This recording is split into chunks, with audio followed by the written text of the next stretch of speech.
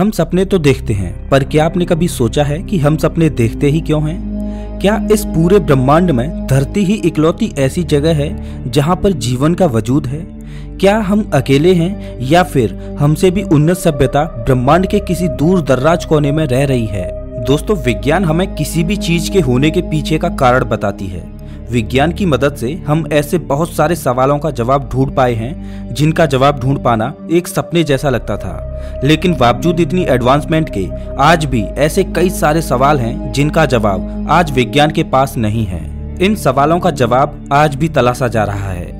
कुछ सवाल तो ऐसे भी हैं जो सुनने में बेहद सरल से मालूम पड़ते हैं, लेकिन उनका जवाब भी विज्ञान नहीं दे पाता। तो क्या आप भी उन चुनिंदा सवालों के बारे में जानना चाहते हैं? अगर हाँ, तो इस वीडियो को शुरू से लेकर अंत तक पूरा देखिएगा, क्योंकि आखिरी सवाल आपके होश उड़ा देगा। हम सपने क्यों देखते हैं? वैज्ञानिक ये जानते हैं कि हम सपने सोते वक्त किस समय पर देखते हैं। आमतौर पर एक इंसान अपने नींद के रैपिड आई मूवमेंट फेज में सपने देखता है।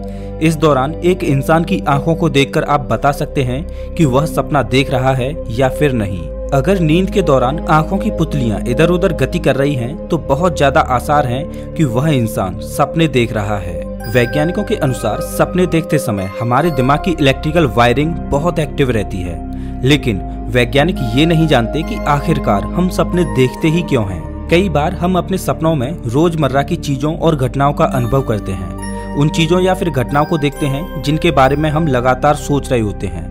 वहीं कुछ सपने इतने अजीबोगरीब होते हैं कि हम सोच में पड़ जाते हैं कि ये सपने हमें क्या संदेश देने की कोशिश कर रहे हैं। कई लोगों का ऐसा मानना है कि सपनों का हमारी जिंदगी से बहुत कुछ लेना देना होता है और वे सपने अपने साथ एक गहरे संदेश को हमारे सामने प्रस्तुत करते हैं। जिस संदेश या कहें सूचना को अगर हमने पहचान लिया तो जीवन में आ रही दिक्कतों को दूर किया जा सकता है।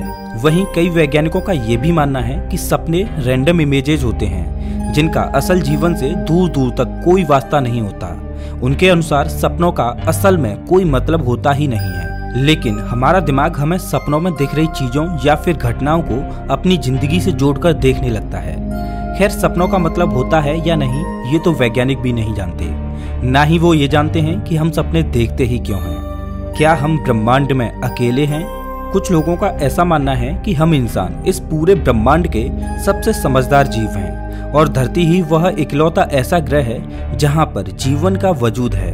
और इस बात में कुछ गलत भी नहीं है, क्योंकि आज तक धरती के बाहर हमें ब्रह्मांड में जीवन के कोई भी सबूत नहीं मिले हैं। लेकिन ज्यादातर वैज्ञानिक ये मानते हैं कि हमारी धरती के अलावा भी ऐसे हजारों और लाखों की संख्या में ग्रहों का वजूद है जहां पर जीवन की मौजूदगी है। हमारी अपनी ही गैलेक्सी मिल्की वे में 10,000 करोड़ ग्रह हैं और लगभग 300 करोड़ ग्रह अपने सितारे से ठीक उतनी दूर पर हैं जितनी दूरी पर हमारी धरती सूरज का चक्कर काट रही है।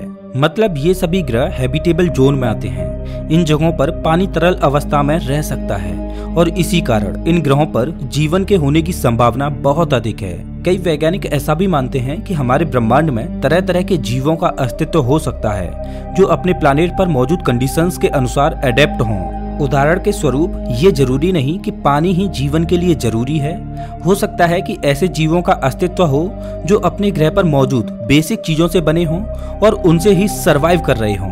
ऐसा भी हो सकता है कि हमारे ब्रह्मांड में अनगिनत जीवों का अस्तित्व हो, पर वे जीव माइक्रोस्कोपिक हों और उनकी बुद्धि हमारे सामने बिल्कुल फीकी पड़ जाए।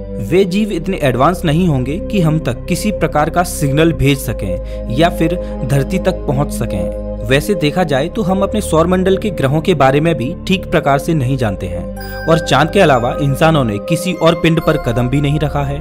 अगर आप एस्ट्रोनॉमी से अपडेट रहते हैं तो आपको पता होगा कि हाल ही में वीनस प्लैनेट पर जीवन के सबूत पाए गए हैं और मंगल पर भी जीवन बैक्टीरियल फॉर्म में होने की आशंका है। क्या पता हमारे अपने ही सौरमंडल में जीवन हो और हमें पता ही न हो। सौरमंडल के अलावा बाकी दूसरे तारामंडल के ग्रहों पर जीवन होने की आशंका बहुत ज्यादा है, पर इतनी दूर होने के कारण हम उन ग्रहों की डिटेल्ड जानकारी प्राप्त नहीं कर सकते। शायद इसीलिए भी हम एलियनों से अभी तक नहीं मिल पाए हैं। वैज्ञानिकों को पूरी उम्मीद है कि अगले कुछ दशक तक इंसानी सभ्यता धरती के अलावा कहीं और जीवन खोज ही लेगी। खैर, वह जीवन कैसा होगा, कहाँ होगा और किस प्रकार का होगा, ये तो समय ही बता सकता है। धरती पर कितनी प्रजातियों के जीवों का अस्तित्व है? अब दोस्तों ब्रह्मांड से नजरें हटाकर जरा अपनी धरती की ओर ही निहारिए। हमारी धरती भरी पड़ी है कई अजीबोगरीब, खूबसूरत और रहस्यमय जीवों से। चाहे बात करें अमेजन में बसे विचित्र किस्म के कीड़ों की या फिर वर्षावन में मौजूद दुर्लभ पौधों की, हमारी धरती सच में ही खजाना है इन विचित्र प्राणियों का। लेकिन यहाँ पर सवाल तो ये है कि आखिरकार इस खजाने में पृथ्वी कितने तरह के जीवों को समाये हुए है। आपको जानकर हैरानी होगी कि वैज्ञानिक अब भी ये नहीं जानते कि धरती पर टोटल कितने प्रजातियों का अस्तित्व है। करीब 250 साल पहले बॉटनिस्ट कार्ल लिनेज नाम के एक रिसर्चर के मन में यही सवाल आया और इसका उत्तर ढूंढने के लिए उन्होंने जीवित प्राणियों को क्रिएचर और प्लांट्स में डिवाइड कर दिया और धीरे धीरे उन्होंने बहुत से जीवों और उनकी तरह के प्रजातियों की पहचान की। और आज कई सदियों की मेहनत के बाद वैज्ञानिक केवल 15 लाख प्रजातियों की ही पुष्टि कर पाए हैं। आपको ये आंकड़ा ज्यादा लग रहा होगा, लेकिन वैज्ञानिकों के एस्टीमेट के अनुसार ये धरती पर मौजूद टोटल प्रजातियों का केवल 15% ही है और इन 15% में ज्यादातर मैमल्स जैसे जीवों की संख्या है। मतलब बाकी के 85% जीवों की पुष्टि हम कर ही नहीं पाए हैं। प्रतिदिन लगभग 100 से 500 नए प्रजाति के जीव खोजे जाते हैं और अगर इसी रफ्तार से नए नए जीवों को हम ढूंढते भी गए तब भी कई 100 साल लग जाएंगे पूरी धरती पर मौजूद जीवों को तलाशने में। वैसे यहाँ पर गौर करने वाली बात ये भी है कि डायनासोर के बाद धरती पर जीवों की प्रजातियां बड़ी ही तेज गति से विलुप्त होती जा रही हैं और कौन जाने शायद इन्हें खोज पाने से पहले ही हम इंसान ही विलुप्त हो जाएं। धरती पर जीवन की शुरुआत कैसे हुई? जैसा कि मैंने आपको पहले बताया, आज हमारी धरती हजारों, लाखों और करोड़ों तरह के जीवों से भरी हुई है। यहाँ पेड़ पौधे, घास फूस, कीड़े मकोड़े, इंसान, जानवर सब हैं। लेकिन आखिरकार जीवन की उत्पत्ति धरती पर कहाँ, कब और कैसे हुई? आखिरकार छोटे मॉलिक्यूल से कब डीएनए और सेल्स की रचना हुई और कैसे उन सेल्स ने आपस में मिलकर जटिल जीवों का रूप ले लिया? ये सवाल आज भी वैज्ञानिकों को चैन की नींद नहीं सोने देता। आपने शायद पढ़ा होगा कि धरती पर जीवन 4 अरब साल पहले सिंगल सेल्ड बैक्टीरिया के रूप में शुरू हुआ, लेकिन मैं आपको बता दूं कि ये पूरी सच्चाई नहीं है, क्योंकि ये जानकारी कुछ बेहद ही पुराने फॉसिल से मिली है जिन पर आंख बंद कर भरोसा करना और ये कहना कि जीवन भी इसी समय शुरू हुआ है सही नहीं होगा। पेंसपर्मिया थ्योरी के अनुसार जीवन धरती पर शुरू हुआ ही नहीं, बल्कि किसी एलियन सभ्यता ने जीवन के लिए जरूरी बिल्डिंग ब्लॉक्स को धरती पर छोड़ दिया, जिससे बाद में चलकर धरती पर जीवन की शुरुआत हुई। खैर, इस थ्योरी में कितनी सच्चाई है ये कहना भी मुश्किल है। कई वैज्ञानिक ऐसा मानते हैं कि किसी भी ग्रह पर जीवन के लिए कुछ खास इंग्रेडिएंट्स की जरूरत पड़ती है, जैसे कि कार्बन, हाइड्रोजन और ऑक्सीजन, और फिर किसी घटना के कारण या कहें खास परिस्थितियों में ये एलिमेंट्स जुड़कर डीएनए और सेल्स की रचना करते हैं, जिससे बाद में जटिल जीवों का निर्माण होता है। पर जैसा कि मैंने आपको बताया, ये केवल एक मान्यता है, ना कि सच। सच क्या है ये कोई नहीं जानता। इस सवाल का जवाब तलाशने की कोशिश लगातार की जा रही है। क्या ब्रह्मांड का कोई अंत है?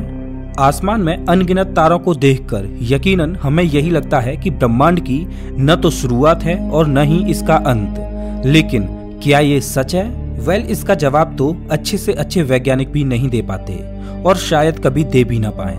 अगर हम ये मानकर चलें कि हमारा ये ब्रह्मांड एक सीमित क्षेत्र में फैला हुआ है, तो सवाल ये उठता है कि आखिरकार उस सीमित क्षेत्र के बाद क्या होगा? कुछ ना कुछ तो होगा ही, ऐसा हमारा दिमाग हमें सोचने पर मजबूर करता है। और अगर हम ये मानकर चलें कि हमारा ब्रह्मांड अनंत है, तो ये बात भी हजम करना आसान नहीं है। अगर किसी चीज की शुरुआत हुई है तो उसका अंत तो निश्चित ही है। जरा गौर कीजिए एक समुद्र पर। यूं तो समुद्र बेहद विशाल होता है, लेकिन वो भी अनंत नहीं होता। अब हाँ, उसमें रह रहे जीवों को शायद ये लगे कि समुद्र का कोई अंत नहीं है, लेकिन हम तो इस बात से भली भांति परिचित है ही।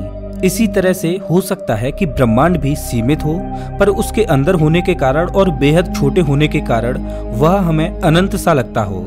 बाकी अन्य सवालों की ही तरह इस सवाल के लिए भी कई थ्योरीज उपलब्ध हैं। मैक्सिको में मौजूद super powerful telescope baryon oscillation spectrographic survey यानी BOSS द्वारा इकट्ठा किए गए ऑब्जर्वेशंस के आधार पर वैज्ञानिकों की एक टीम ये दावा करती है कि हमारा ब्रह्मांड फ्लैट यानी चपटा है।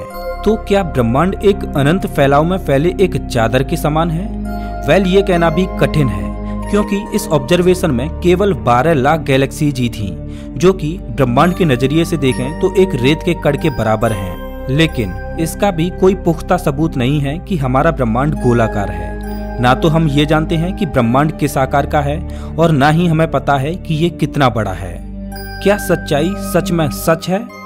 ये एक ऐसा सवाल है जिसे अक्सर धार्मिक नजरिए से देखा जाता है और लोग इसे भगवान, आत्मा और जादुई चीजों से जोड़कर देखते हैं। लेकिन जितना हो सके हम इसे विज्ञान की दृष्टि से ही देखेंगे। तो कैसा लगता है जब आप सपने में होते हो? ऐसा महसूस होता है मानो सब कुछ असल में घट रहा हो और एक पल के लिए भी ऐसा एहसास नहीं होता कि हम जो देख रहे हैं वो बस एक भ्रम है। एक ऐसा भ्रम जो नींद खुलने के बाद जल्द ही टूट जाता है। इस तरह के एक्सपीरियंसेज हमें दिखाते हैं कि चीजों की असल वास्तविकता हमारे सेंसेज यानी इंद्रियों पर निर्भर करती है और जो भी चीजें हम देख रहे हैं, जो सुन रहे हैं और जो महसूस कर रहे हैं, वे सब वास्तविक नहीं बल्कि हमारी इंद्रियों द्वारा हमें ऐसा महसूस करवाया जा रहा है। और वास्तविकता को महसूस करवाने में सबसे अहम होता है हमारा दिमाग। दिमाग में एक छोटी से छोटी चोट या दिक्कत के कारण हम वास्तविकता को एक अलग ही रूप में देखने लगते हैं। उदाहरण के तौर पर एक पागल इंसान पागल इसलिए होता है क्योंकि वो दुनिया को एक अलग नजरिए से देखता है और ऐसा इसलिए होता है क्योंकि उसका दिमाग प्रॉपरली फंक्शन नहीं कर रहा होता। मतलब हम वास्तविकता के लिए अपने दिमाग और बाकी सेंस ऑर्गन्स पर निर्भर हैं। हमारा दिमाग हमें उस प्रकार से दुनिया दिखाता है या कहें एक्सेस करवाता है जैसा वह इवॉल्व हुआ है, न कि उस तरह से जैसे चीजें असल में होती हैं। और यहाँ पर बात केवल आंखों से देखने की नहीं हो रही बल्कि हर उस अनुभव और एहसास की हो रही है जिसे हमारे सेंस ऑर्गन्स दिमाग के साथ मिलकर हमें महसूस करवाते हैं। हम आवाजें सुन पाते हैं क्योंकि हमारे पास कान है। आप खाने का स्वाद बता पा रहे हैं जीभ और दिमाग के कारण। इसी तरह इंसानी शरीर में टोटल 33 सेंस ऑर्गन्स होते हैं जो आपको उस दुनिया की अनुभूति करवा रहे हैं जिसे आप अभी अनुभव कर रहे हैं। ये सारी बातें सोचने पर मजबूर कर देती हैं कि क्या सच में हम जिस प्रकार से वास्तविकता को अनुभव करते हैं वो वैसी ही है या फिर चीजें अलग ढंग से काम करती हैं। आज भी वैज्ञानिक वास्तविकता यानी सच्चाई को पूरी तरह समझ नहीं पाए हैं और न ही भविष्य में इसे कभी समझ पाएंगे, क्योंकि अगर बाई चांस भविष्य में हम सच्चाई को समझ भी पाते हैं तो वो भी तो हमारे दिमाग और सेंस ऑर्गन्स की वजह से होगा। दोस्तों, आपको क्या लगता है कि वास्तविकता सच में क्या है? अगर आपको ये वीडियो अच्छा लगा हो तो इसे लाइक करें और ऐसे ही मजेदार वीडियोज के लिए चैनल को सब्सक्राइब करें, साथ ही बेल आइकॉन दबाएं।